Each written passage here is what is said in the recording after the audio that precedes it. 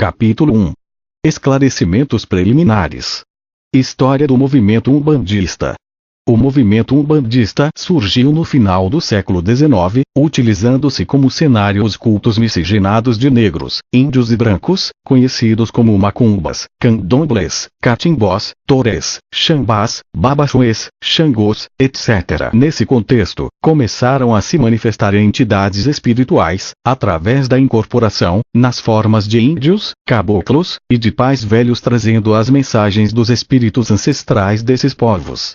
O processo do sincretismo facilitou a inclusão da cultura católica pela assimilação dos santos com as divindades do panteão africano e ameríndio. Logo apareceriam também as entidades que se apresentavam como crianças, completando o ternário de manifestação mediúnica que serviria de base para a sustentação da doutrina umbandista. Essas três formas de apresentação, crianças, caboclos e pais velhos, correspondem a arquétipos do inconsciente coletivo com seus valores intrínsecos, o enigma da esfinge desvendado. Assim, a forma infantil representa o início do ciclo e também a pureza. A forma adulta, de caboclo, carrega o valor da fortaleza e da simplicidade. E a forma senil, de pai velho, identifica-se com a sabedoria e a humildade. Pureza, simplicidade e sabedoria humilde seriam as virtudes a serem cultivadas por todos os umbandistas, bem como regeriam a ética desse setor filo-religioso. No início do século XX, com o médium Zélio Fernandino de Moraes, a Umbanda recebeu sua primeira roupagem, com organização à parte dos cultos afro-ameríndios. Nessa época também surgiu o vocábulo Umbanda para designar aquela forma ritualística monoteísta, que cultuava os orixás como representantes da divindade e que tinha as entidades espirituais, que se manifestavam pela mediunidade dos adeptos, como ancestrais ilustres enviados pelos orixás. A característica mais marcante do culto, nesse tempo, era o fato de ser simples, objetivo, aberto a todos os segmentos sociais, econômicos, religiosos ou étnicos. Desde o início, a abertura universal era estigma da Umbanda. Com o passar do tempo, várias formas de culto surgiram, cada uma com proporções diferenciadas de influências africanas, ameríndias, europeias e mesmo orientais, facilitando a adaptação e assimilação da doutrina por recém-egressos de outros cultos. Essa fase caracterizou-se por uma rápida propagação e expansão da Umbanda, especialmente pela abundância de manifestações espiríticas concretas, fenômenos físicos, curas espirituais e movimentação das forças sutis da natureza pela magia, manipuladas pelos orixás, guias e protetores que baixavam nos vários terreiros, cabanas, choupanas, tendas de Umbanda de todo o Brasil. Apesar de todas as manifestações impressionantes, o tônus do movimento umbandista nessa época era dado pelo pragmatismo e pelo empirismo doutrinário, não havendo um sistema consistente filosófico acessível aos praticantes. A partir de 1956, com o lançamento do livro Umbanda de Todos Nós, novo alento foi dado à Umbanda por Mestre Apacane, W. da Mata e Silva, que viria mostrar o aspecto oculto do conhecimento trazido pelas entidades militantes nesse movimento. Em mais 8 obras, Mestre Apacane desenvolveu as bases da escrita sagrada da Lei de Pemba, a hierografia umbandista, apresentou os fundamentos da metafísica da Umbanda e revelou a conexão com o sistema cosmogônico ligado à cabala ário-egípcia, descrito em 1911 por Yves Dalveigre em seu La Geometrie. Apesar de toda a contribuição filosófica e científica dada à Umbanda por Mestre Apacane, na denominada Umbanda esotérica, as mudanças práticas no sistema ritualístico foram modestas, considerando-se que a profundidade da doutrina era alcançada por poucos e raros iniciados, não havendo um método sistemático de transmissão de conhecimento, nenhuma organização templária capaz de conduzir os neófitos aos patamares superiores da iniciação, a não ser que uma predisposição inata se fizesse sentir de maneira muito evidente. Chegamos então à fase representada pela Ordem Iniciática do Cruzeiro Divino, fundada por nós em 1970, honrando o compromisso que temos com nossos mentores e com Mestre Apacane, do qual fomos discípulo e recebemos a incumbência de continuar a tarefa. 2 anos se passaram do desencarne de nosso mestre quando lançamos nossa primeira obra, esta Umbanda, a Protossíntese Cósmica, agora com sua 4ª edição nas mãos do leitor. Muitos fatores fizeram de Umbanda, a protossíntese cósmica, um novo marco para o movimento umbandista, a começar pelo fato de ter sido a primeira obra a ser escrita diretamente por uma entidade de Umbanda, o Caboclo Sete Espadas, Mestre Orixivara, que deixou o linguajar de terreiro, o jargão umbandista, para transmitir os conceitos próprios de um sábio do astral superior. Nesta obra, o Senhor Sete Espadas apresentava, já no início, uma controvertida teoria antropológica que, se ainda não confirmada, ao menos encontra nos estudos recentes do sítio arqueológico da Pedra Furada no Piauí respaldo para o benefício da dúvida. Se esperarmos que aconteça como na profecia concretizada em relação ao 21º aminoácido ou nas questões que trata de matéria e antimatéria, basta o tempo para que o rigor científico venha ratificar esses escritos. A heterodoxia de Umbanda, a protossíntese cósmica avança ainda na demonstração geométrica e aritmética do número correto dos arcanos maiores e menores e ainda explica o motivo do conceito vigente. Discorre sobre magia etérico-física em minúcias conceituais e aprofunda-se nos métodos oraculares, restituindo seus valores adormecidos. Um capítulo especial é dedicado à organização do processo iniciático, em suas várias fases, ilustrado como acontecia nos tempos antigos dos grandes colégios divinos da tradição hermética. Finalizando, Mestre Orixivara levanta os véus da universalidade da Umbanda, antecipando as mudanças sociais esperadas para o movimento umbandista no Brasil e para a coletividade planetária como um todo. Constituindo-se como tratado de filosofia hermética, magia, doutrina espiritual e prática mediunímica, Umbanda, a protossíntese cósmica foi elevada à condição de texto sagrado basilar para boa parte dos templos umbandistas de todo o país e se tornou o paradigma da fase iniciática da Umbanda, por ela inaugurada. Tudo isso contribuiu para uma transformação da Umbanda e do que se pensava da mesma. Vivemos, atualmente, uma fase prolífica no setor umbandista que deixou de ter um caráter regional e passou a se relacionar naturalmente com outros setores filorreligiosos. A Umbanda participa ativamente das discussões das necessidades sociais e espirituais brasileiras e planetárias, propondo um método de abordagem da realidade que se direciona para o universalismo expresso na meta de convergência com vistas à paz mundial. Temos sido testemunha das mudanças na Umbanda. Atuamos no meio umbandista desde a década de 1960, quando ainda aos 12 anos de idade tivemos os primeiros contatos mediúnicos. Já aos 18 anos assumíamos a direção de um templo e em 1969 tivemos a honra de conhecer Mestre Apacane, do qual nos tornamos discípulo.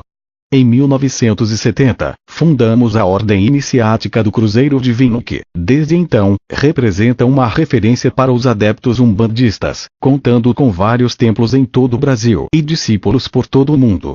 Em função da atividade espiritual, sentimos-nos inclinados ao estudo aprofundado das mazelas humanas, inclusive do ponto de vista físico, o que nos levou à graduação em medicina e especialização em cardiologia. Desde que iniciamos nossa produção literária, temos sentido o peso da oposição, mesmo dentro do próprio movimento umbandista. Acreditamos que tudo evolui, tudo precisa transformar-se e porque não há Umbanda. Afinal, o universo todo progride, caminha, e justo que nossa compreensão da realidade também o faça. Preferimos ser heterodoxo, ter opinião diferente, especialmente em relação àqueles que se acomodaram no misoneísmo e fizeram de suas verdades os dogmas que lhes garantiram o conforto material. Longe, muito longe estamos da realidade absoluta, que é uma e não duas. O mínimo que podemos esperar daqueles que buscam a evolução espiritual é uma atitude aberta, não sectária, disposta a modificar-se em função do aprendizado. Empenhado nessa atitude de evolução constante, iniciamos a tarefa de escritor em 1989 com Umbanda, a protossíntese cósmica. A cada novo lançamento, em obediência ao astral, temos revisado conceitos, aprofundado conhecimentos, ampliado nossos horizontes. Esperamos assim colaborar para o ressurgimento da tradição una, que é patrimônio de toda a humanidade e se encontra eclipsada pela visão fragmentária e parcial que temos da realidade. Nossa segunda obra, Umbanda, O Elo Perdido, também psicografada por Mestre Orixivara, Caboclo Senhor Sete Espadas, lançou nova luz sobre os delicados mecanismos hiperfísicos da mediunidade, esclarecendo as várias formas de intermediação dimensional, como a incorporação nas fases inconsciente e semiconsciente, a irradiação intuitiva, a clarividência, a clareaudiência, a psicografia, a psicohierografia e a dimensão mediunidade. Discorre Mestre Orixivara ainda sobre os distúrbios da mediunidade, classificados em animismo vicioso, ficção anímica, atuação espirítica patológica e obsessões. A fisiologia astral é detalhada em O Elo Perdido na seção que fala sobre prana, kundalini e chakras. Sempre temos nos posicionado como aprendizes do astral superior, que nos incumbiu de transmitir alguns poucos ensinamentos aos nossos irmãos planetários. A repercussão de nossa obra no movimento umbandista deve ser creditada aos mestres astralizados e nosso próprio mestrado se faz em obediência a eles. Lições Básicas de Umbanda, nossa terceira obra, firmou-se como manual prático seguido por muitos umbandistas para a formação de várias coletividades terreiros, com orientações no tocante à rito-liturgia da Umbanda, bem como a movimentações magísticas básicas necessárias ao funcionamento dessas casas espirituais. Umbanda, o Arcano dos Sete Orixás, nova obra escrita por Mestre Orixivara, foi determinante para a mudança de concepção dos praticantes umbandistas acerca dos orixás, nossos genitores divinos e suas hierarquias. Através das correlações vibratórias que atribuem a cada orixá número, cor, som, letras sagradas, dias propícios, horários vibratórios, ervas sagradas, essências voláteis específicos, estabeleceu as bases para o que seria conhecido, mais tarde, como Yoga Umbandista. Exu, o grande arcano abalou a coletividade umbandista desde sua base até suas instituições coordenadoras. Ditado pelo Exu SR, esse livro descerrou os véus do arcano e separou a real manifestação de Exu da mitologia que anima o inconsciente de muitos que dizem estar por ele mediunizados. Separado o joio do trigo, revelou-se Exu como agente executor da magia e da justiça kármica, entidade responsável e conhecedora da movimentação de forças magísticas nos processos de agregação de forças positivas e desagregação de forças negativas no herói da encruzilhada de Exu, a cruz dos quatro elementos. Em 1996, escrevemos a obra Fundamentos Herméticos de Umbanda, onde consta a exposição inicial da doutrina do Tríplice Caminho. Apoiada nas doutrinas tântrica, luz, mântrica, som e yântrica, movimento, representadas pelos mestres da sabedoria, pais velhos, do amor e da pureza, crianças, e da atividade, caboclo, a doutrina do Tríplice Caminho é a base dialética da iniciação dentro da Umbanda. Compromissado com a qualidade e não com a quantidade, voltamo-nos para o interior do templo e nos dedicamos à prática dos ensinamentos recebidos do astral superior. Acreditamos que teoria e prática devem caminhar para e passo e, por isso, estabelecemos a Escola de Síntese que deu origem a um centro de meditação umbandista e a Faculdade de Teologia Umbandista. A Escola de Síntese.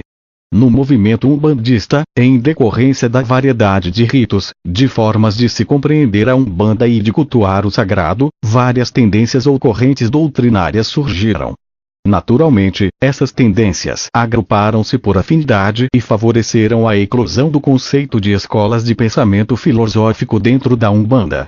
Assim, no universo que engloba todos os umbandistas, há escolas mais voltadas à tradição africana, a ameríndia, como também outras que privilegiam os conhecimentos do dito esoterismo, além das denominações conhecidas como Umbanda ou Molocô, traçada, oriental, etc. Consonante com a visão universalista preconizada pelos mestres astralizados responsáveis pela ordem iniciática do Cruzeiro Divino, formalizamos nossa abordagem da Umbanda através da Escola de Síntese, que coincide com o pensamento filosófico de conciliar todos os segmentos umbandistas e, ao mesmo tempo, conectar-se com os demais setores filo-religiosos existentes no globo terrestre em busca da convergência para a paz mundial.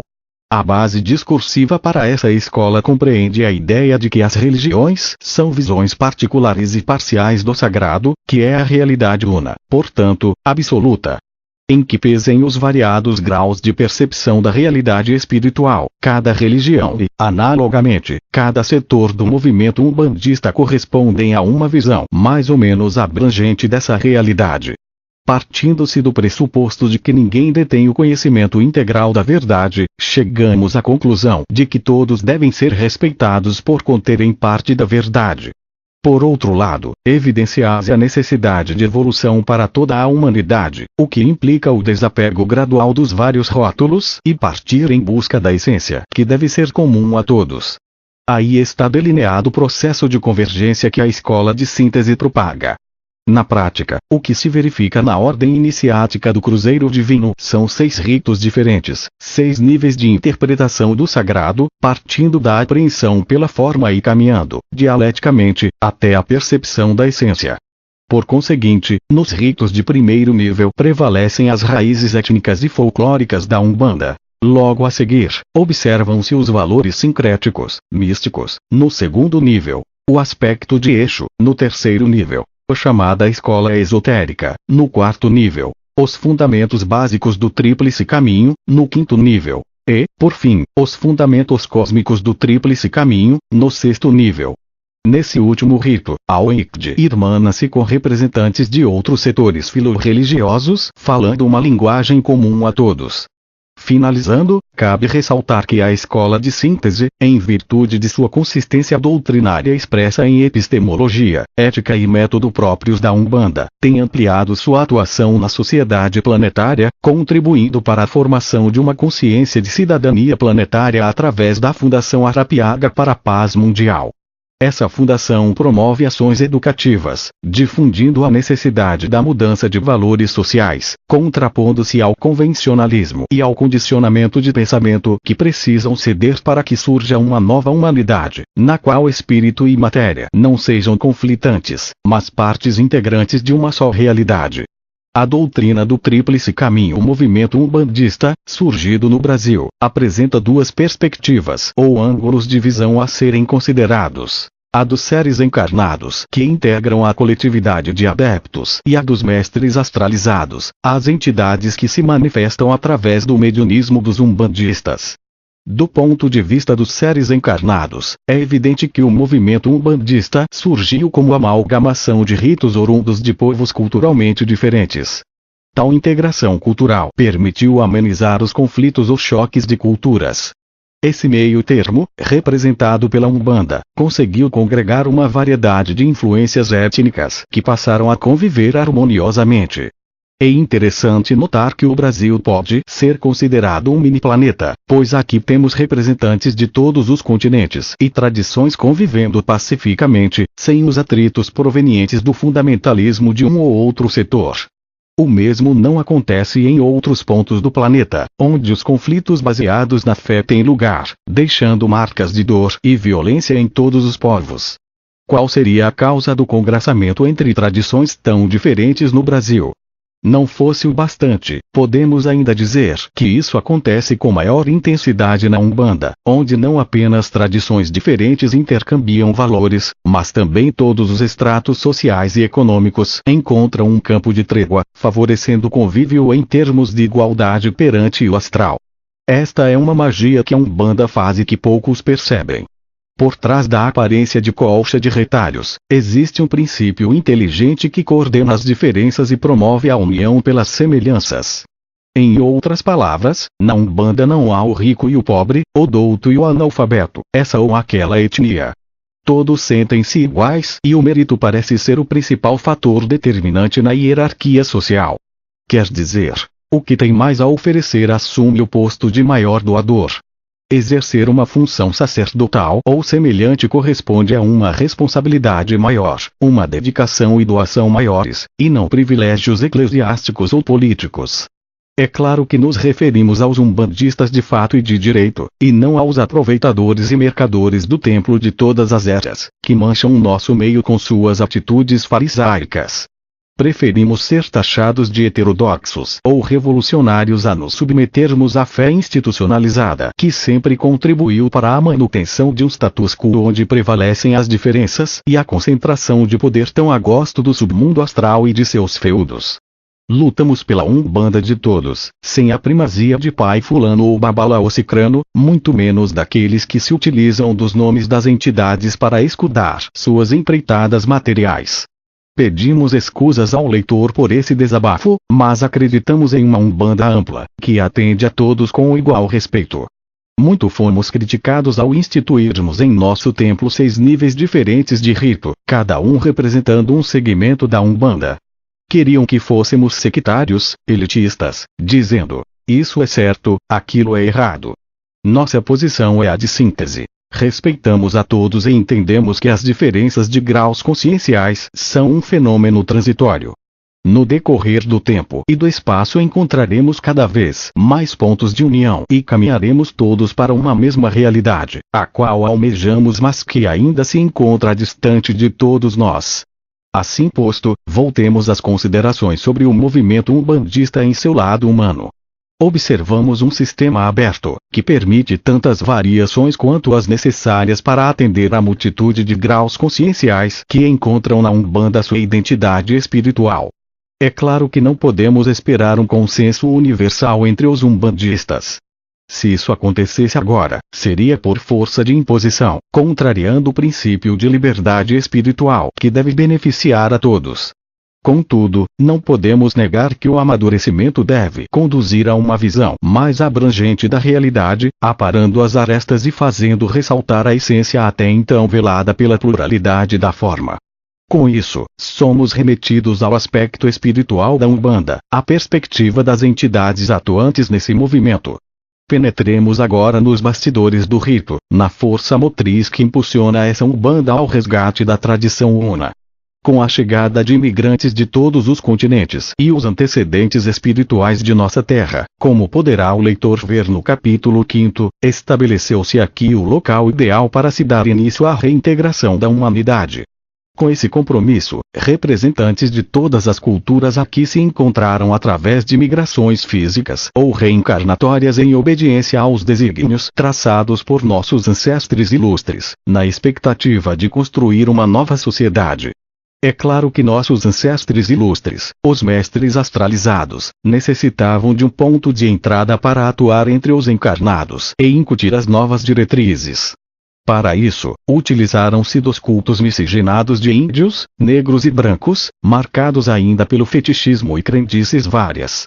De par em par, entidades de alta escola espiritual usaram das formas de caboclos, pais velhos, crianças e outras para trazer nova luz à nascente identidade brasileira.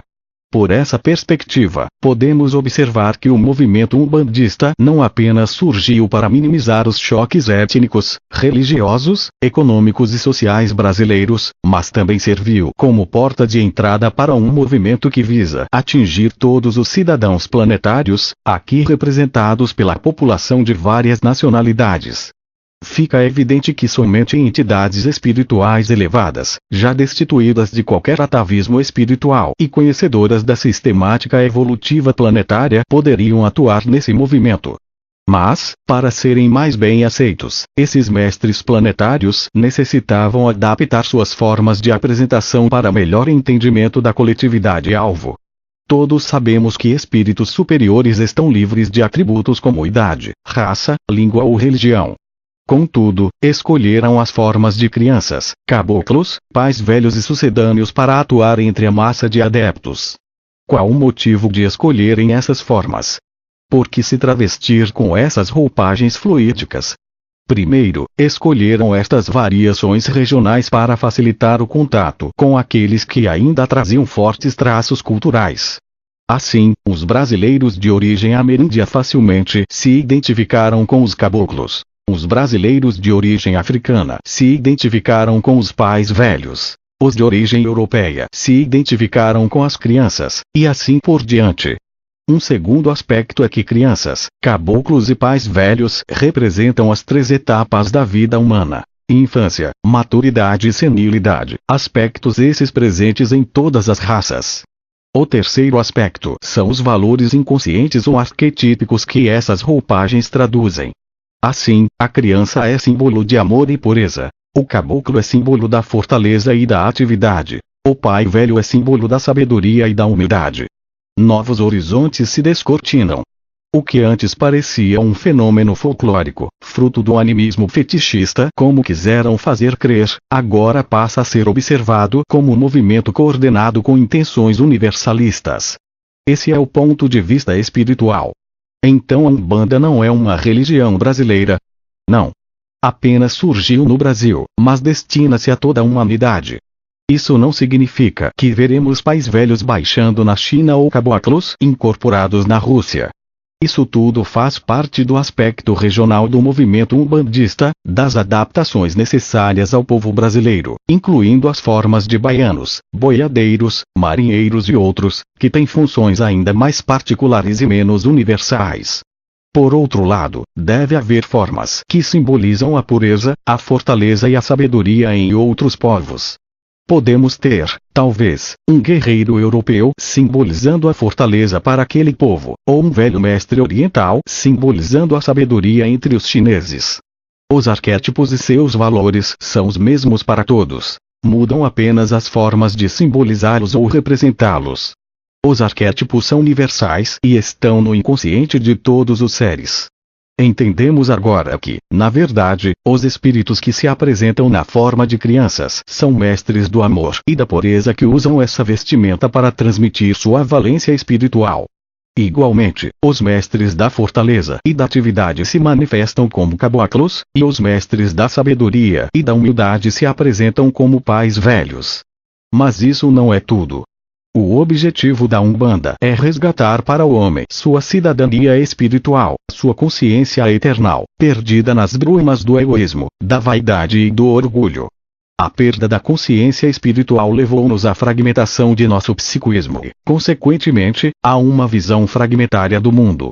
Para restituir a sanidade espiritual do homem, os mestres astralizados apresentam-se como mestres da sabedoria, atuando diretamente no campo mental dos adeptos. Os mestres do amor e da pureza promovem a cura dos sentimentos. E, completando o ternário de forças, temos os mestres da fortaleza e da atividade, atuando nas energias físicas dos consulentes. Nós, seres encarnados, expressamos nossa personalidade através de pensamentos, sentimentos e ações.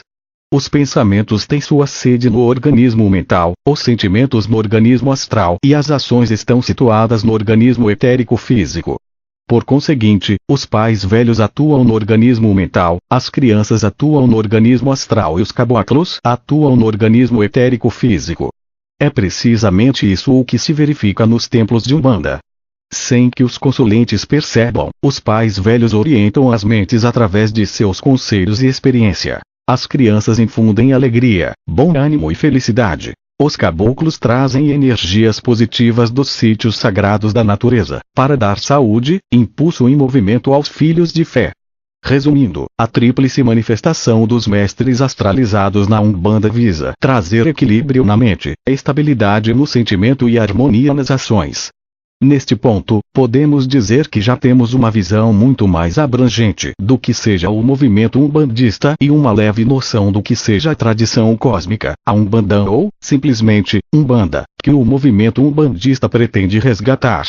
Compreendemos que a Umbanda tem caráter universalista e que o movimento umbandista tem o objetivo de adaptar as verdades universais ao entendimento de cada povo, enquanto a adaptação for necessária.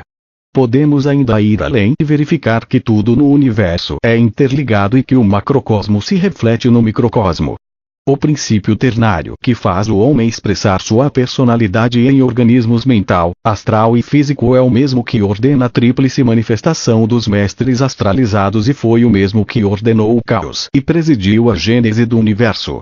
No momento da cosmogênese, conhecido como Big Bang, 3 fenômenos concretizaram a criação: a luz, o som e o movimento. A interação da essência espiritual com a substância etérica amorfa produziu a existência consubstanciada em luz, som e movimento. Por isso, tudo na natureza se apresenta de forma ternária, pela interação entre o ativo e o passivo que dá origem ao neutro ou gerado. Por isso dizemos que a Umbanda tem fundamentos cósmicos, porque remontam à cosmogênese. A doutrina do tríplice caminho contém epistemologia, ética e método para conduzir o homem à união com o sagrado, através da triunidade. Na doutrina do Tríplice Caminho temos 3 doutrinas convergentes denominadas doutrina tântrica, doutrina mântrica e doutrina yântrica. A tântrica corresponde à luz, a mântrica ao som e a yântrica ao movimento. Embora tantra, mantra e yantra sejam termos conhecidos de outras línguas, como o sânscrito, seus valores são cósmicos e, cabalisticamente, seus significados diferem um pouco do que atualmente é conhecido na Ásia. A doutrina tântrica é o caminho para a purificação e sublimação do organismo mental no homem, e os mestres tântricos são os mestres da sabedoria e da humildade. A doutrina mântrica é o caminho para a purificação e sublimação do organismo astral, e os mestres mântricos são os mestres do amor e da pureza. A doutrina yântrica é o caminho para a purificação do organismo etérico-físico, e os mestres yântricos são os mestres da ação e da fortaleza. Podemos agora observar o quadro sinóptico abaixo e fazer a síntese. O que varia entre os vários templos de Umbanda é o quanto esses fenômenos são expressos ou velados. Nos locais em que a vivência espiritual ainda é restrita, as entidades fazem tudo de forma menos aparente. Nos locais onde já há um certo amadurecimento espiritual, esses fundamentos são mais abertos e os adeptos buscam conscientemente se reajustarem nesses 3 aspectos. Em nosso humilde templo, em consonância com a vontade de Mestre Orishivara, recebemos pessoas de todos os graus conscienciais. Por isso temos 6 níveis de rito, cada um direcionado a um grupo da nossa comunidade. Todos são igualmente importantes para nós, pois constituem etapas de um caminho que todos percorrem. Se alguns se encontram mais adiantados é porque começaram mais cedo. Os que iniciam agora também chegarão aos patamares superiores, de acordo com o tempo e sua vontade. Com esse espírito constituímos a primeira faculdade de teologia de Umbanda, onde podemos ensinar as bases de todos os segmentos umbandistas, seja o da Umbanda Homolocô, da Umbanda Traçada, da Quimbanda, da Umbanda Esotérica ou da doutrina do Tríplice Caminho, em aspectos básicos ou avançados. Podemos falar disso porque realizamos todos esses ritos quinzenalmente. Temos a teoria e a prática. Procuramos fazer um esboço geral de nossas atividades nesta introdução à nova edição de Umbanda, a protossíntese cósmica, na intenção de mostrar que tudo evolui e que continuamos trabalhando em busca do aperfeiçoamento. Estamos convencidos de que o 3º milênio reserva grandes mudanças e surpresas para toda a humanidade. Haveremos de viver em um mundo mais espiritualizado, derrubaremos o tabu da morte física e experimentaremos a fraternidade e a igualdade da família planetária a que pertencemos.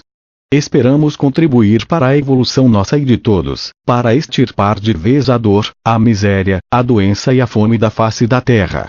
Desejamos a todos os irmãos planetários votos de luz na mente e paz no coração, concretizados em uma vida longa plena de realizações positivas, neutralizadoras do karma negativo.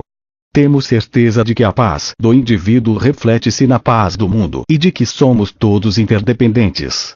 Pedimos, humildemente, aos augustos Arachas, supremos curadores do mundo, que nos auxiliem a todos a neutralizarmos o egoísmo, a vaidade e o orgulho, e que estejamos todos em sintonia com o soberano e misericordioso Arachala, o Senhor Jesus, que nos abençoa a todos desde sempre. Aranauel, Raanga, Estados Unidos, Aracha, 1, e Amunezidarapiaga. A escola da síntese preconiza a universalidade e a unidade de todas as coisas que nos remete à paz mundial que se consolida na convergência. Yamunezidarapiaga.